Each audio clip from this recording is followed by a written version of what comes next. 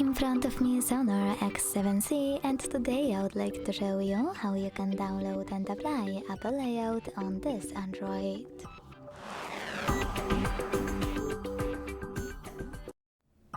Begin by opening Play Store and downloading free app called LauncherOS from Launcher Studio Developer.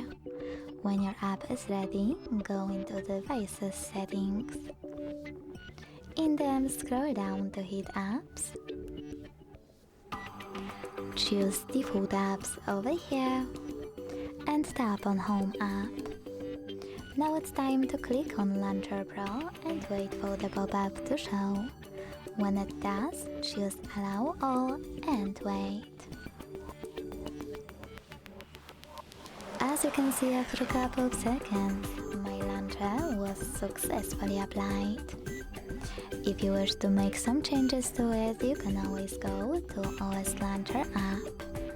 If you want to go back to your default launcher, go into the same settings and choose Honor Home. Thanks so much for watching. If you enjoyed this video, leave a like, comment and subscribe. Bye!